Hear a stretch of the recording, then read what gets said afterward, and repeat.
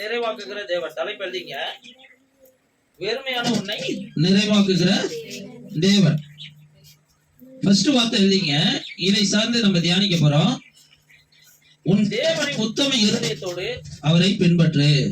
சங்கீதத்துல பார்த்தோமா, உன் தேவனை உத்தம இருதயத்தோடு பின்பற்று, அப்பொழுது உன் வெறுமை நிறைவாக்க ஆண்டவர் அருள் செய்வார். ஒரே ஒரு வார்த்தை தான், உன் தேவனை உத்தம இருதயத்தோடு பின்பற்று. இன்னைக்கு யார் பின்பற்றுனா அப்படின்னு கேட்டா, இந்த ரூத் அம்மா இருக்காங்க பாத்தீங்களா, ரூத் நகோமி, இவங்க ரெண்டு பேரை பத்தி தான் நம்ம இங்க பார்க்க போறோம். ஒரு சைடு ரூத், இன்னொரு சைடு நகோமி. இந்த நகோமி என்பவள் மாமியார், ரூத் என்பவள் மருமகள். ஒரு நகோமிக்கு 2 ஆண் பிள்ளைகள் இருக்கிறாங்க. அந்த 2 ஆண் பிள்ளைகளுக்கு பெத்லகேம்ல இருக்கும் போதே, எருசலேம்ல இருக்கும் போதே அவங்க வந்து இஸ்ரேல் நாட்டுல இருக்கிறாங்க, வாழ்றாங்க. வாழும்போது அங்க ஒரு பஞ்சம் உண்டாயிடுது. பஞ்சம் உண்டானவுடைய அவங்களுடைய கணவர் என்ன செய்யறாரு, கொண்டுட்டு மோவாப் தேசத்தை நோக்கி வந்துடுறார். பஞ்சம் வந்த உடனே மோவாப் தேசத்துக்கு வந்துட்டார், இஸ்ரேலை விட்டுட்டு. அப்ப மோவாப் தேசத்துக்கு வந்த பிறகு அங்க ஒரு பெரிய காரியம் நடக்குது. மாமியா, இந்த நகோமியோடைய கணவரும் மரித்து விடுகிறார். இந்த 2 பிள்ளைகளுக்கும் மேரேஜ் பண்ணி வைக்கிறாங்க. அந்த 2 பசங்களும் மரிக்கிறாங்க. மேரேஜ் பண்ணி வச்ச பிறகு அந்த 2 நகோமியோட 2 பிள்ளைகளும் மரித்து போயிடுறாங்க. அந்த மருமகள் மட்டும்தான் 2 பேரும் இருக்கிறாங்க கூட. இப்போ மோவாப் தேசத்துல ஒரு பெரிய பஞ்சம் உண்டாயிடுது. பாருங்க, நகோமி அங்கிருந்து வரும்போது செழிப்பை தூக்கி கொண்டு தன்னுடைய ஆசீர்வாதங்களால் நிறையப்பட்ட இடத்துல அந்த இஸ்ரேல் நாட்டை விட்டு கடந்து மோவாப் தேசத்துக்கு வராங்க. பெத்லகேமை விட்டு மோவாப் தேசத்துக்கு வந்துட்டாங்க. ஆனா நிறைவாய் வந்த அவள் இப்ப எப்படி ஆயிட்டா, குறைவுள்ளவளாய் மாறல, வெறுமையாய் மாறிட்டான். குறைவுக்கு வெறுமைக்கு நிறைய வித்தியாசம் இருக்குங்க. ஒரு குடத்துல ஃபுல்லா தண்ணி இருக்குது, அந்த தண்ணி ஒரு பாதி அளவு குறைஞ்சிருச்சுன்னா அது குறைவு, புரியுதுங்களா? ஆனா நகோமி நிரம்பி வழிகிற பாத்திரமாய் வந்தா அவளுடைய வாழ்க்கை அப்படியே, தன் புருஷனை இழந்துட்டான், தன் பிள்ளைகளுக்கு கல்யாணம் பண்ணி வச்சிருக்கிறான். அந்த பிள்ளைகளுடைய வாழ்க்கையின் ஆசீர்வாதங்களையும் பார்க்கவே இல்லை, பேர பிள்ளைகளை பார்க்கவே இல்லை. அந்த 2 பிள்ளைகளும் இளம் விதவை ஆயிட்டாங்க. மருமகள் மாறும் 2 பிள்ளைகளை பறி கொடுத்துட்டான். இந்த சைடு 2 மருமகளும் தன் நகோமியை சார்ந்திருக்கிறாங்க. இதுக்கு இடையில அவங்க வருமானம் வரதுக்கான வழிகள் இல்லாம போயிடுது. அந்த நகோமி அந்த தேசத்துல ஒரு கொடிய பஞ்சம் உண்டாகுது. அந்த கொடிய பஞ்சத்தினால திருப்பியுமாய் தேவன் வந்து அந்த பெத்லகேம்ல பஞ்சத்துலதான் இருக்கிறா, இப்ப வெறுமையாக்கப்பட்டுட்டா சுத்தமா. மீண்டுமாய் அங்க தேவன் வந்து ஜனங்களை, இஸ்ரேல் ஜனங்களை சந்தித்து அவர்களுக்கு ஆகாரம் அருளினார் என்று கேள்விப்படுகிறார். உடனே நகோமி அங்க இருந்து அந்த தேசத்தை விட்டு, மோவாப் தேசத்தை விட்டு கிளம்பி போகிறார். இங்கதான் ஆரம்பிக்குது ஸ்டார்டிங். இப்போ நிறைவாய் வந்தா, பெத்லகேம்ல இருந்து இஸ்ரேலை விட்டு நிறைவாய் வந்தவள் வெறுமையாக்கப்பட்டுட்டா, குறைவாக்கப்படல, வெறுமையாக்கப்பட்டுட்டா. தன் கணவனையும் பிள்ளைகளையும் இழந்து வெறுமையாக்கப்பட்ட இடத்துல இருந்தாலும் திருப்பி மீண்டுமாய் அந்த வெறுமை எங்க நிறைவாய் மாற போகுதுன்னா, மீண்டுமாய் அந்த இஸ்ரேல் நாட்டை நோக்கி பயணிக்கிறா. அப்போ 2 மருமகளும் கூட இருக்கிறாங்க. 2 மகள்ல சொல்றாங்க, நீங்க இனிமேல் என் கூட வந்து நான் என்ன ஒரு 2 பிள்ளைகளை பெற்று உங்களுக்கு கொடுக்க முடியும், நீங்க உங்க அப்பா அம்மா வீட்டுக்கு போங்க, நீங்க அங்க உங்களுக்கு ஆண்டவர் தருகிற ஒரு கணவனோடு சந்தோஷமா வாழுங்கன்னு சொல்லி வாழ்த்தி ஆசீர்வதிக்கிறார். அப்போ ஒரு மருமகள் என்ன செய்யறா, கடந்து போயிடுறாங்க. மருமகள் வந்து அவங்கள நகோமிய கட்டி அணைத்து முத்தம் செய்து அழுது கொண்டு அவங்க அப்பா வீட்டுக்கு, அம்மா வீட்டுக்கு போயிடுறாங்க. ஆனா ரூத் மட்டும் என்ன சொல்ற பாருங்க, இன்னொரு மருமக, அவங்க பேர் தான் ரூத். 1ஆம் அதிகாரம் 16ஆம் வசனம் படிங்க. இப்போ மருமகளுடைய அன்பை பார்த்தீங்களா? நம்ம என்னமோ நினைச்சுக்கிறோம். இன்னைக்கு ஒரு மருமகளை வந்து மகளாய் பார்க்கிற மாமியார் இன்னைக்கு இல்ல. ஆனா கிறிஸ்துவத்துல அப்படி இருக்கக்கூடாது. ஏசப்பா பிள்ளைங்களை மருமகளா இருக்கட்டும், மருமகனா இருக்கட்டும், தன் தன்னுடைய பிள்ளையை காட்டிலும் அவங்களை ஒரு மடங்கு அதிகமாய் நேசிக்கக்கூடிய இடத்துல எந்த மருமகன், எந்த மாமியார், எந்த மருமகள் எப்படி அப்படி அந்த இடத்துல விட்டு கொடுக்குறாங்களோ, தன் தாயை காட்டிலும் அதிகமாய் நேசிக்கணும் மாமியார. தன் மகளை காட்டிலும் தன் மருமகளை நேசிக்கணும். அதுதான் மருமகள், இன்னொரு மகள். அந்த மகளுக்கு பதிலா இந்த மகள், உன்னுடைய மகளுக்கு பதிலா இந்த மகளை கடவுள், இது நீ பெத்த மகள், நீ உன்னுடைய பொண்ணு நீர் பெத்த பொண்ணு. ஆனா வர பெண்ணு உன்னுடைய பெண்ணு, அது கடவுள் கொடுக்கிற மகள். புரியுதுங்களா? மருமகள் வந்து கடவுள் கொடுக்கிற பெண் அது. அதனால நீங்க பெத்த பெண்ணை காட்டிலும் ஒரு மடங்கு அதிகமாய் நேசிக்கணும் மருமகளை. அது மாதிரி அந்த மருமகளும் மாமியார் எப்படி நேசிக்கணும்? அவங்க தன் தாயை விட ஒரு படி அதிகமாய் நேசிக்கணும். இப்படிப்பட்ட நேசம் இருக்கணும். இப்போ இந்த இடத்துக்கு செய்திக்கு வந்துருவோம். உத்தம இருதயத்தோடு உன் தேவனை பின்பற்று அப்படின்னு சொன்னவனைய, இப்ப உத்தம இருதயம் நம்மள்ட்ட எப்படி இருக்குது, இந்த மகள்கிட்ட எப்படி இருக்குதுன்னு பாருங்க. மாமியார் போக சொல்றா, ஆனா மாமியாரை விட்டு போக மாட்டா. ஆனா மரணமே இல்லாமல் வேற ஒன்றும் பிரிக்கவே பிரிக்காது என்னைய. அதுக்கு அதை தாண்டி நான் பிரிஞ்சேன்னா அது மரணமா தான் இருக்கணும். அதுக்கு இடையில ஏதாவது அப்படி பிரிஞ்சேன்னா நானு, அதுக்கு அதிகமா ஆண்டவர் எனக்கு சரி செய்வார். அப்போ நம்மளுடைய வாழ்க்கையில ஒரு காரியத்தை புரிஞ்சுக்கணும். நம்மளுக்கு தேவனுக்கு உள்ள தொடர்பு. இன்னைக்கு இந்த நகோமிக்கு வந்து ஏன் இப்படிப்பட்ட பஞ்சம், ஏன் இப்படிப்பட்ட வெறுமை, ஏன் இப்படிப்பட்ட இழப்பு? காரணம் என்ன தெரியுங்களா? அவளுக்கு கொடுத்த தேசம் எதுங்க? அவளுக்கு கொடுத்த தேசம் எது? இஸ்ரேல் தேசம். அவ வாழக்கூடிய தேசம் இஸ்ரேல் தேசம். அவ வாழ்ற தேசம் எங்க போயிட்டா? மோவாப் தேசத்துக்கு போயிட்டா. ஃபர்ஸ்ட் அதிகாரம் ஃபர்ஸ்ட் வசனம் படிங்க. நியாயாதிபதிகள் நியாயம் விசாரித்து வரும் நாட்களில் தேசத்திலே பஞ்சம் உண்டாயிற்று. அப்பொழுது யூதாவில் உள்ள பெத்லகேம் ஊரானாகிய ஒரு மனுஷன் மனைவியோடும் 2 குமாரரோடும் கூட மோவாப் தேசத்திலே போய் சஞ்சரித்தான். புரியுதுங்களா? அப்போ நம்மளுடைய அங்க வாழ்ற மக்கள் எல்லாம் பஞ்சத்துல தானே வாழ்றாங்க. பெத்லகேம்ல பஞ்சம் உண்டானாலும் அப்ப ஏன் அந்த மக்கள் எல்லாம் குடியேறி போக வேண்டியதானே? இவங்க ஏன் போறாங்க? அப்போ நம்ம எப்படிப்பட்ட பஞ்சம் வந்தாலும் என் கர்த்தர் என்னைய அந்த பஞ்சத்தின் மத்தியில காப்பான்ற ஒரு விசுவாசம் உங்களுக்கு இருக்கணும். நம்மளை எங்க ஸ்தாபிச்சிருக்கிறாரோ அந்த இடத்துலயே இருக்கணும். இந்த மாமி கிட்ட இருக்க வேண்டிய குவாலிட்டி யாருக்கிட்ட இல்ல? ரூத்து கிட்ட இல்ல. ரூத் அப்படியே தலைகீழ செய்யறா. என்ன செய்யறா? நான் வந்த ஸ்தானம் எது? மருமகள்ன்ற ஸ்தானத்துக்கு வந்துட்டேன். இந்த ஸ்தானத்தை விட்டு, இந்த மாமியாரை விட்டு நான் தூரம் போக மாட்டேன். அப்போ நம்மளுக்குன்னு ஆண்டவர் எங்க ஒரு நிலையான ஒரு இடத்துல வச்சுட்டாரோ அந்த ஸ்தானத்துல ஸ்டடியா நிக்கணும். ஆனா அது கர்த்தர் வைத்த ஸ்தானமான்னு மட்டும் ஆராய்ச்சி பண்ணி அறிந்து தெளிவு பண்ணி வச்சுக்கணும். கர்த்தர் நம்மளை எங்க வச்சிருக்கிறார், நான் எப்படிப்பட்ட பொசிஷன்ல உள்ளவன், நான் எங்க இருக்கிறவன், எங்க வந்து நான் தேவையில்லாத இடத்துல இருக்கிறேனா இல்ல கர்த்தர் சொன்ன இடத்துலதான் இருக்கிறேனா அப்படின்றத நம்ம தெளிவா ஆராய்ச்சி பார்க்கணும். இன்னைக்கு தெளிவா ஆராய்ச்சி பண்ணாததுனாலதான் நம்ம என்ன செய்யறோம்? பல இழப்புகளை நம்ம குடும்பத்துல சந்திக்கிறோம். நம்ம வாழ்க்கையில பல இழப்புகளை சந்திக்கிறோம். பல கஷ்டங்கள் நம்மளுக்கு அதனாலதான் உண்டாகுது. கர்த்தர் வைக்கிற ஸ்தானத்தை விட்டுட்டு தூரம் போகிறதுனால அந்த இழப்பை நம்மளால சரி கட்டவே முடியல. இப்ப நகோமி வந்து தன் புருஷனை இழந்ததை சரி திருப்பி பெற்றுக் கொள்ள முடியுமா? நகோமி தன்னுடைய பிள்ளைகளை இழந்ததை சரி கட்டி கொள்ள முடியுமா? ஆனா ஏன் நம்மளால முடியலன்னா அந்த உத்தம இருதயத்தோடு நம்ம பின்பற்றல தேவன். நம்ம ஆண்டவர் இந்த உலகத்திலேயே பெரிய தேவன். அவர் எப்படிப்பட்டவர்னா வெறுமையை நிறைவாக்குகிற கர்த்தர் அவர். இன்னைக்கு அப்படிப்பட்ட வெறுமையானவங்களை நிறைவாக்குகிறவர்னு நம்ம தெரிஞ்சும் நம்ம எங்க போயிடுறோம்? செழிப்பு பக்கத்துல இருக்குன்னா செழிப்பை நோக்கி ஓடிடும். நம்மள்ட்ட இங்க செழிப்பு இருக்குதா இல்லையோ, என்னை கர்த்தர் இந்த இடத்துல தான் வச்சிருக்கிறார், நான் எக்காரணத்தை கொண்டும் நான் வந்து போக மாட்டேன்.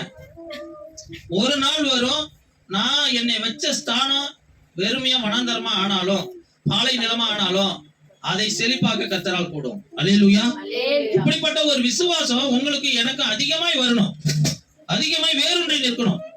இன்னைக்கு நம்மளுக்கிட்ட எந்த விசுவாசம் இல்லைங்க, கர்த்தரை பின்பற்றுகிற விசுவாசத்துல குறைவுள்ளவர்களா இருக்கிறோம்.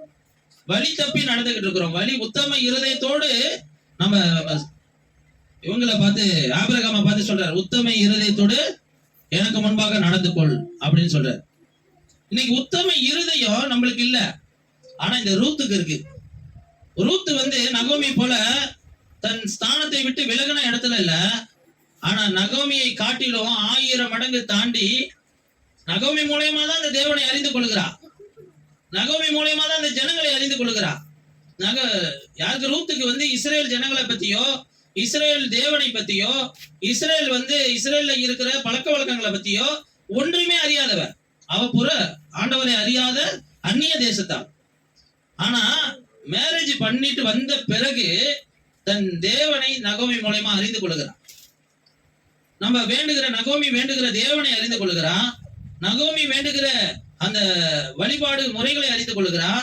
நகோமியோடைய ஜனங்களை, சொந்த பந்த ஜனங்களை அறிந்து கொள்கிறான். நகோமி மூலமா தன்னுடைய எல்லா காரியத்தையும் அறிந்து கொண்டு அந்த தேசத்தை தன் இருதயத்துல பற்றி கொள்கிறான். எது மெய்யானது, எது பொய்யானது, எது பொய்யானதோ அதை பத்தி கொஞ்சம் கூட கவலைப்படல. அப்பா அம்மா வீட்டுக்கு போன்னு சொல்றா நகோமி, ஆனா ஒரு துளி கூட கவலைப்படல. நான் உன் கூட தான் வருவேன், மரணமே இல்லாம வேற ஒன்றும் பிரிக்காது. எந்த மருமகள் இன்னைக்கு சொல்லுவா அப்படின்னா, ஒரு மருமக கூட சொல்ல மாட்டான். இன்னைக்கு ஏன் அப்படி சொல்ல மாட்டாங்கன்னா, நகோமி இவளுக்கு ஆகாரம் கொடுத்ததை விட தேவனை அதிகமாய் கொடுத்ததுதான் அதிகமா இருக்கு. நகோமி செய்த பெரிய காரியம் என்னன்னா, தன் தேவனை முழுமையாக வெளிக்காட்டி வாழ்ந்திருக்கிற ஒரு மகளா இருந்திருக்கா. அதனாலதான் இந்த மகள் என்ன செய்யறா? ரூத் இறுக பற்றி கொள்ளுகிறார். உன் தேவன் என்னுடைய தேவன், உன் ஜனம் என்னுடைய ஜனம், மரணமே இல்லாமல் வேறொன்றா என்னை உன்னை பிரிக்காது அப்படின்னு நீ எங்க மரணம் அடையிற அங்கே நானும் மரணம் அடைவேன். அப்படிப்பட்ட ஒரு உத்தம இருதயம் நம்மளுக்கு இன்னைக்கு தேவனை பற்றுகிற ஒரு அனுபவத்துல இருக்கணும். நம்ம எப்படிப்பட்ட சூழ்நிலையில இருந்தாலும் கர்த்தரை நேசிக்கிறதுல குறைவுள்ளவர்களா இருக்கக்கூடாது. கர்த்தர் எதை இழந்தாலும் இழப்பேன், எதை இழந்தாலும் நான் அந்த பூமியில இழப்பேன், ஆனா என் தேவனை மட்டும் நான் இழக்க மாட்டேன். அல்லேலூயா. என் இயேசுவை மட்டும் நான் இழக்க மாட்டேன். ஏன்னா எனக்காக ஜீவனை கொடுத்து, எனக்காக மரித்து, எனக்காக அடிக்கப்பட்டு, என் சாபங்களுக்காக பாவங்களுக்காக ஜீவ பலியா இன்னைக்கு தன்னுடைய ஜீவனை கொடுத்தவர் தான் இயேசு. அவர் நம்மளை மீட்டெடுக்கும்படி அவர் சொந்த புனித ரத்தத்தை இந்த பூமியில ஊற்றுனதுனால நான் இன்னைக்கு ரட்சிக்கப்பட்டிருக்கிறேன், நீங்க ரட்சிக்கப்பட்டிருக்கிறீங்க. இன்னைக்கு அந்த உயிர் தெளிந்து உயிரோடு இருக்கிறவரை நம்ம விட்டுட்டு வழி விலகிறது எவ்வளவு ஒரு அவலட்சணமான காரியம். எப்படிப்பட்ட மேன்மையும் மகிமையும் ஆண்டவர் கொடுக்க முடியுங்க? இழந்ததுக்கு இப்போ நம்ம ஒருத்தவங்கள்ட்ட ஒரு பொருளை வாங்கி காணாடிச்சிட்டோம்னா அதுக்கு இழந்ததுக்கு சரியா என்னவோ அதை தான் வாங்கி கொடுப்போம். ஒருத்தவங்கள்ட்ட ஒரு ரிங்கு வாங்குறோம், ஒரு தங்கமோ பொண்ணோ பவுனோ வாங்குறோம், அதை காணாடிச்சிடுறோம்.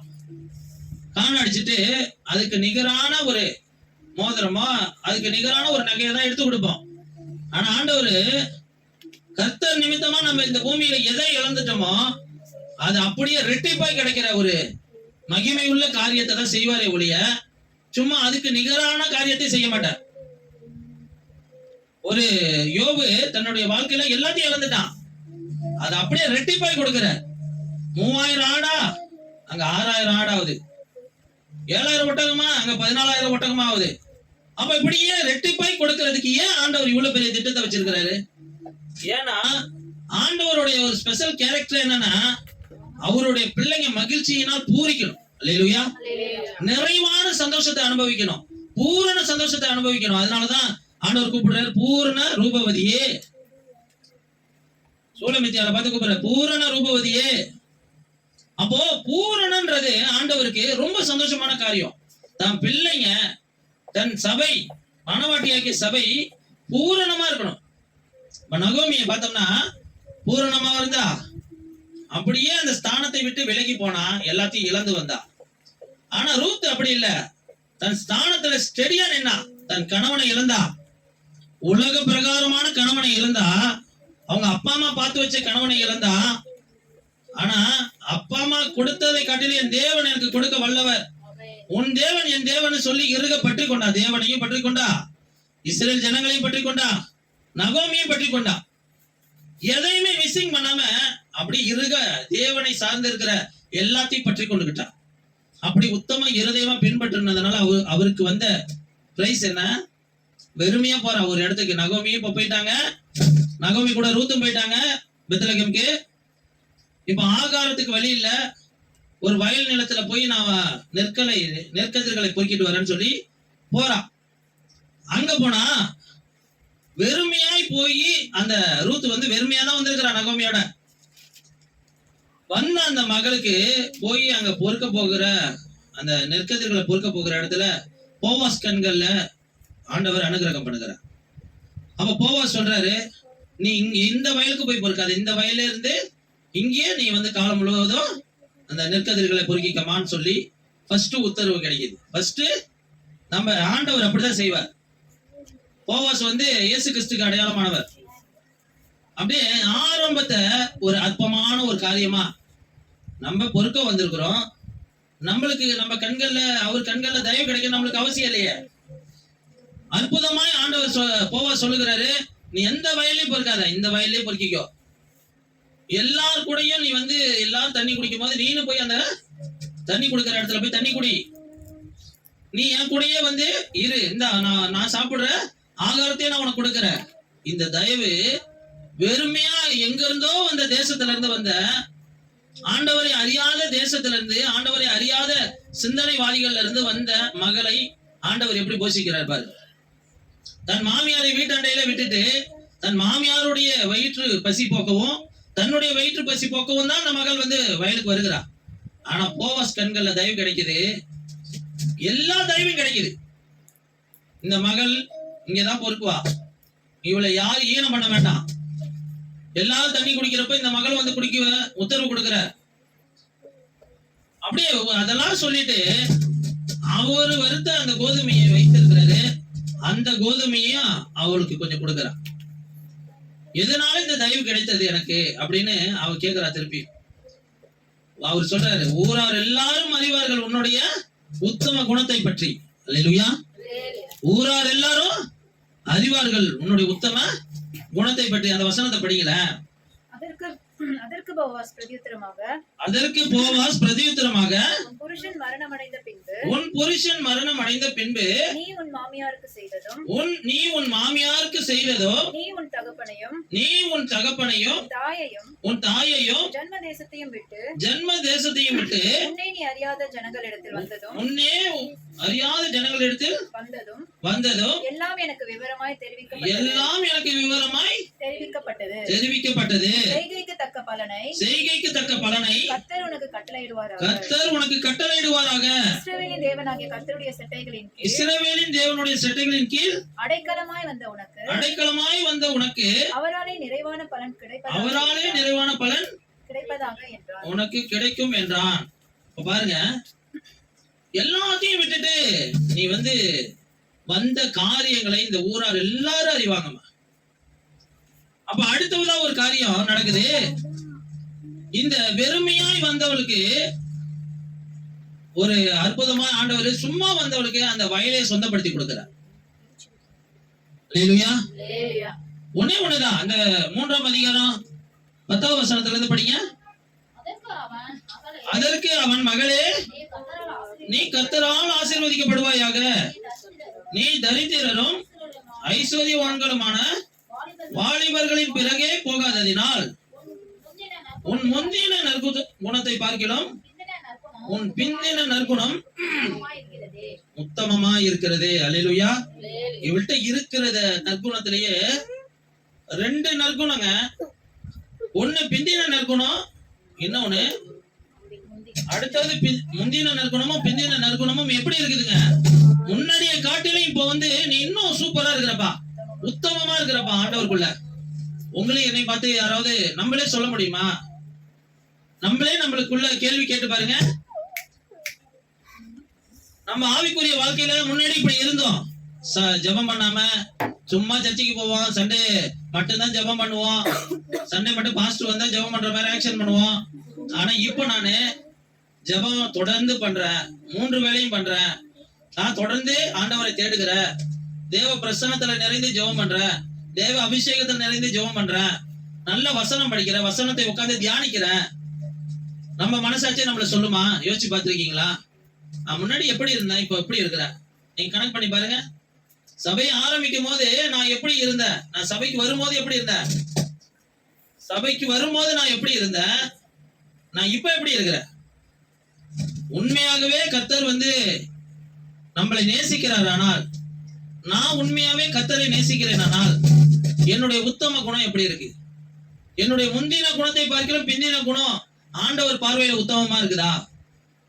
போவாஸ் சொல்றார், நீ வாலிபர்களின் பிறகே போகாமல் தரித்திரம் ஐஸ்வர்யமான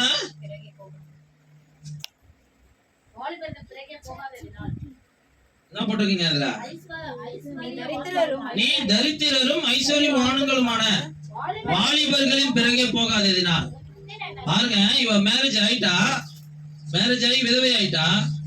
இவளுடைய வாழ்க்கை இப்ப தாறுமாறா போக வேண்டும்.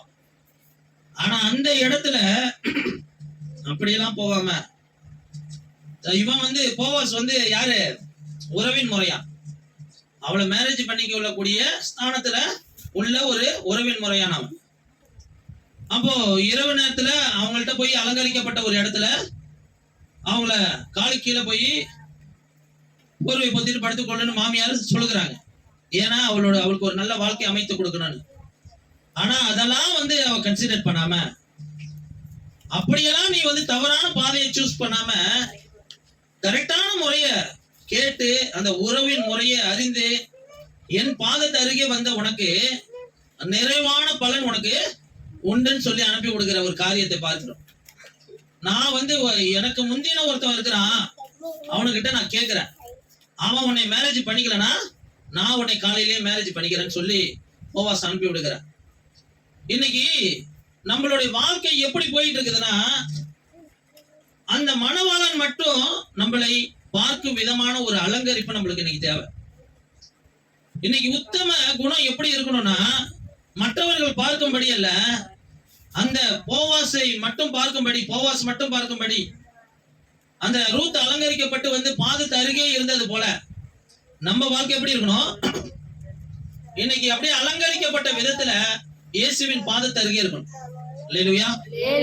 அப்படிப்பட்ட ஒரு உத்தம இருதயம், உத்தம குணம் உங்களுக்கு இருந்துச்சுன்னா, இன்னைக்கு உங்களை போல ஒரு ஆசீர்வதிக்கப்பட்டவர்கள் யாருமே இல்ல. வெறுமையா இருக்கிற உன்னை நிறைவாக்குகிற ஒரு பெரிய திட்டமே அங்கதான் இருக்குது. எங்க இருக்கு? இயேசுவின் பாதத்து அருகே தான் இருக்கு. அல்லேலூயா. அப்ப போவாஸ் கால் கீழே படுத்துக் கொள்கிறா. எப்படி படுத்துக் கொள்கிறா? 7ஆம் வசனத்துல இருந்து படிங்க. 3ல இருந்து 3ஆம் அதிகாரம் 7வது வசனத்துல இருந்து படிங்க. ஊரே அறியும்படி இந்த மகள் யாரா தெரியுறாங்க? ஒரு குணசாலியா தெரியுறாங்க. இன்னைக்கு அந்த குணம் எங்க தெரியுதுன்னா ஊருக்கே தெரியுது. அப்ப நம்ம இயேசுவின் பாதத்து அருகே வருகிறது ஆண்டவருக்கு ரொம்ப பிரியம். அதற்கு முன்பாக ஊரே சொல்லணும் சாட்சியா, இவங்களுடைய குணம் அப்படி ஒரு நற்குணங்க. அவங்க உண்மையா அவங்க வீட்டுல சபையை ஆரம்பிக்காத முன்னாடி, அந்த பொண்ணு சபைக்கு போகாத முன்னாடி, அந்த பையன் சபைக்கு போகாத முன்னாடி இப்படி இருந்தாங்க. இன்னைக்கு சபைக்கு போக ஆரம்பிச்ச பிறகு கூட கொஞ்ச நாள் அப்படி இருந்தாங்க. ஆனா சபைக்கு போய் 1 வருஷம் ஆயிடுச்சுங்க. இப்ப அவனோட கேரக்டர் யாருமே குற்றம் கண்டுபிடிக்க முடியாது. அவங்க வீதிகள்ல அவங்க சத்தம் கேட்கவே இல்லைங்க. ஆண்டவருடைய பிள்ளைக்கு அந்த ஆண்டவரை போலவே நடந்துக்கிறாங்க அப்படின்னு சாட்சி சொல்லணும். ஊரார் எல்லாரும் அறியும்படி நம்மளுடைய குணங்கள் எப்படி இருக்கணும்? மாறி இருக்கணும். நம்மளுடைய எரிச்சல் குணம் மாறி இருக்கணும். நம்மளே அடக்க முடியலன்னா நம்மள யார் அடக்குவா? பட்டணத்தை பிடிக்கிறதை பார்க்கலாம், உன் மனதை அடக்குகிற ஒரு காரியம் தான் உத்தமம்னு சொல்லுது வேதம். நம்ம அடக்கி ஆளக்கூடிய இடத்துல நம்ம காணப்படணும். குடும்பத்துல எரிச்சல் குணத்தை காட்டக்கூடாது, பிள்ளைங்கள் மத்தியில எரிச்சல் குணத்தை காட்டக்கூடாது, சுத்தி உள்ள ஜனங்கள் மத்தியில எரிச்சல் குணத்தை காட்டக்கூடாது. நம்ம எந்த குணத்தை தான் காட்டணும்னா தேவ அன்பின் செயல்கள் மட்டும்தான் நம்மள்ட்ட வெளிப்படும். மற்றவர்கள் பார்த்து நம்மளை மெச்சிக் கொள்வதற்காக அல்ல, நம்ம கர்த்தருடைய பிள்ளைகள். அல்லேலூயா. இயேசுவின் ரத்தத்தினால் கழுவப்பட்டவன் இப்படிதான் நடந்து கொள்வான். அவன் சத்தம் வெளியிலே கேட்கறது இல்லைங்க. அவன் நடந்துக்கிற விதமே அவன் வீட்டுல இருக்கிறானா இல்லையா, தெருவுல இருக்கிறானா இல்லையான்னு தெரியல, அப்படி சொல்லணும். அப்படிப்பட்ட ஒரு உத்தம குணம் நம்மளுக்கு, உங்களுக்கு, எனக்கு வேணுங்க.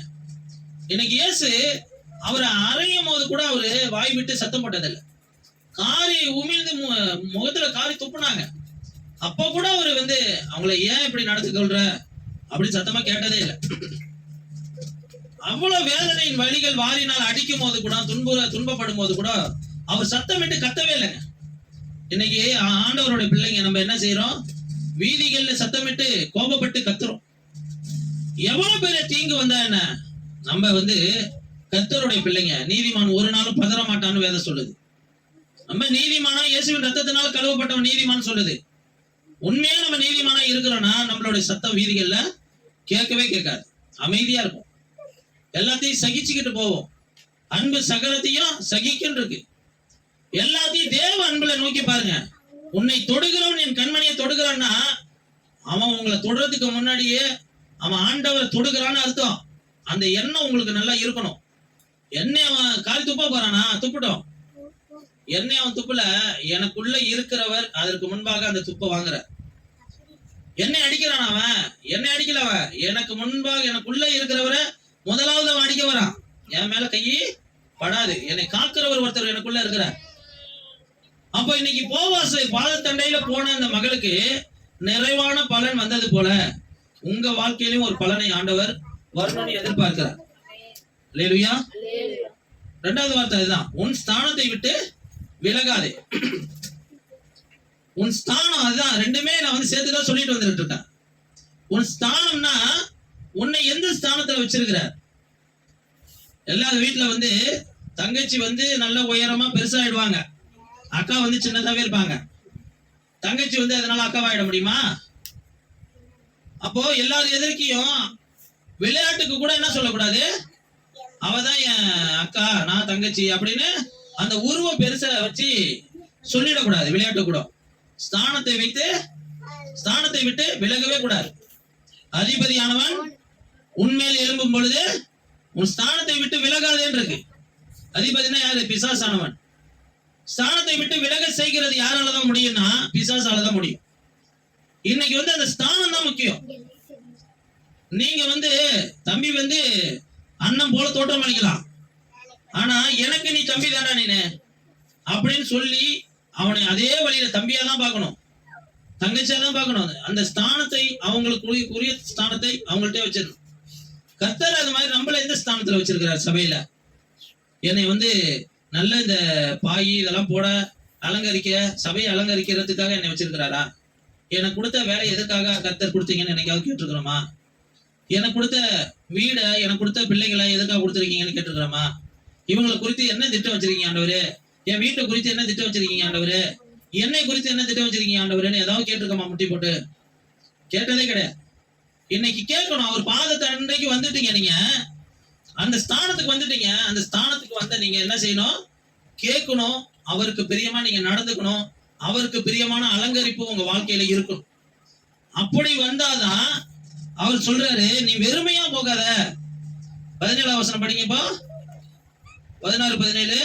அவள் தன் மாமியின் இடத்தில் வந்தபோது அவள் என் மகளே உன் செய்தி என்ன என்று கேட்டால், அப்பொழுது அவள் அந்த மனுஷன் தனக்கு செய்ததையெல்லாம் அவளுக்கு விவரித்தாள். மேலும் அவர், நீ உன் மாமியார் அன்றைக்கு வெறுமையாய் போக வேண்டாம் என்று சொல்லி இந்த 6 படி வாக்குவதமையை எனக்கு கொடுத்தார். பாருங்க, வெறுமையாய் போனவள் அவ.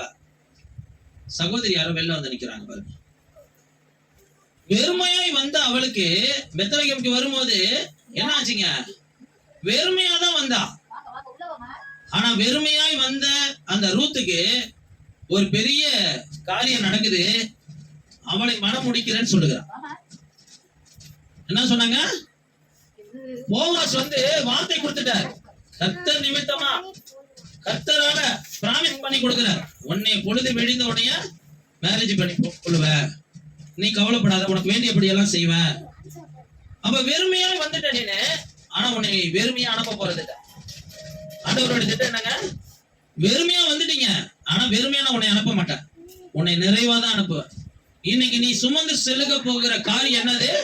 நிறைவான காரியமா இருக்க போகுது. இது வரைக்கும் உன் வாழ்க்கையில கண்டிராத மேன்மையும் மகிமையும் இயேசுவானவர் உனக்கு கொடுத்து நிறைத்து அனுப்ப போகிறார். அல்லேலூயா. நீ எதை மறக்க கூடாது? இந்த வெறுமை நிறைவாக்கப்பட்ட காரியத்தை மறக்கவே கூடாது. அந்த நிறைவாக்கப்பட்ட காரியம் எது அப்படின்னா, இயேசு உன் வாழ்க்கையில வரதான் நிறைவாக்கப்பட்ட காரியம். இயேசு முழுமையா வந்துட்டாருன்னா ஆட்டோமேட்டிக்கா எல்லா குறைவுகளும் நிறைவாய் மாறிடும். அல்லேலூயா. இப்ப போவாச மனம் முடித்த பிறகு 4ஆம் அதிகாரம் எடுத்துங்க. 4ஆம் அதிகாரம்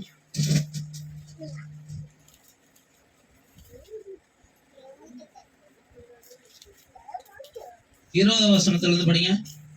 அம்மினதாப் நகசோனை பெற்றான். 20வது வசனம் அங்கே இருக்கு. 11 படிங்கப்பா. அப்பொழுது ஒளிமுக வாசலில் இருக்கிற சகல அப்பொழுது ஒளிமுக வாசலில் இருக்கிற சகல ஜனங்களும் மூப்பரானவர்களும் அவனை நோக்கி, நாங்கள் சாட்சிதான், வீட்டிலே வருகிற உன் வீட்டிலே வருகிற மனைவியை கர்த்தர் இஸ்ரவேல் வீட்டை கட்டுவித்த 2 பேராகிய ராகேலை போலவும் லேயாளை போலவும் வாழ்ந்திருக்க செய்வாராக. எப்பிராத்தாவிலே பாக்கியவானாய் இருந்து பெத்லகேமிலே புகழ் பெற்றவனாய் இருக்க கடவா. இந்த பெண்ணிடத்திலே கர்த்தர் உனக்கு அருள் செய்ய போகிற சந்தானத்தினாலே உன் வீடு தாமார் யூதாவுக்கு பெற்ற பேரேசின் வீட்டை போல ஆக கடவது. போவாஸ் ரூத்தை விவாகம் பண்ணினான். அவள் அவனுக்கு மனைவியானால். அவன் அவளிடத்தில் பிரவேசித்த போது அவள் கர்ப்பத்தரித்து ஒரு ஆண் பிள்ளையை பெற்ற கர்த்தர் அனுகிரகம் பண்ணினார். அப்பொழுது ஸ்திரீகள் நகோமியை பார்த்து, சுதந்திரவாளியை அற்று போகாதபடிக்கு என்று உனக்கு தயவு செய்த கர்த்தருக்கு ஸ்தோத்திரம், அவன் பேர் இஸ்ரவேலிலே பிரபலமாக கடவது. அல்லேலூயா. இப்போ நகோமி என்ன செஞ்சிட்டா? 16 வசனத்துல நகோமி அந்த பிள்ளையை எடுத்து தன் மடியிலே வைத்து அதை வளர்க்கிற தாயானாள். அல்லேலூயா. பிள்ளையே இல்லாம போனவளுக்கு ஒரு பிள்ளை, யாருக்கு வயசான காலத்துல யாருமே இல்லைன்னு சொல்லி வாழ்ந்த அவளுக்கு ஆண்டவர் என்ன செய்யல? வெறுமையா அனுப்பவே இல்லை. கடைசியில அவளை தாயாக்கி பார்த்து ஆண்டவர் சந்தோஷப்படுகிறார். பிள்ளை இல்ல, கணவர் இல்ல, எதுவுமே இல்ல, மருமகள் எல்லாம் வருவாங்கன்னு அவளுக்கு அந்த சிந்தனையே இல்ல. வெறுமையாய் போனவள் திருப்பி அவள் ஸ்தானத்துக்கு வந்ததுனால நிறைவாக்கப்பட்டவளா இங்க ஒரு குழந்தையை சுமந்து கொண்டு தாயாகி நிக்கிறா. யாரு? நகோமி. அதை வளர்க்கிற தாயானா. இதே வெறுமையாய் வந்த ரூத்துக்கு என்னாச்சுங்க? தன் சும்மா நெற்கதிர்களை பொறுக்க போனவளுக்கு அந்த நெற்கதிர்களுடைய அந்த நிலமெல்லாம் சொந்தமா அதுக்கெல்லாம் ஓனராய் மாறினான். அந்த வயல்ல போய் கதிர்களை அரிக்கிறவர்களுக்கு கூட அவன் தகுதி கிடையாதுன்னு அவனை எண்ணிக்கிட்டு அந்த வயலுக்கு போனான். அந்த வயலை அறுக்கிறவர்களுக்கு கூட தகுதியற்றவர்களாய் போன அவனுக்கு ஆண்டவர் என்ன செய்தாருங்க? அந்த வயலையே சொந்தமாக்கி கொடுத்தார். அல்லேலூயா. அப்போ நம்ம ஆண்டவர் வெறுமையாக்குகிற தேவன் இல்லைங்க, அவங்க வெறுமையை நிறைவாக்குகிறவர் தான் இயேசு கிறிஸ்து. இங்க ஒருத்தர் பாருங்க, லூக்கா 5ஆம் அதிகாரத்துல 5வது வசனம் படிங்க. லூக்கா 5ஆம் அதிகாரம் 5வது வசனம் மட்டும் படிங்க.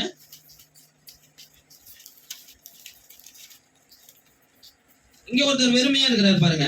அதற்கு சீமோன், ஐயரே, ராம் முழுவதும் நாங்கள் பிரயாசப்பட்டோம், ஒன்றும் அகப்படவில்லை, ஆகிலும் உம்முடைய வார்த்தையின்படியே வலையை போடுகிறேன் என்றான். அந்தபடியே அவர்கள் செய்து தங்கள் வலை கிழிந்து போகத்தக்கதாக மிகுதியான மீன்களை பிடித்தார்கள். இந்த காரியத்தை பாருங்க. வெறுமையா இருக்கிறான். யாரு? பேதுரு.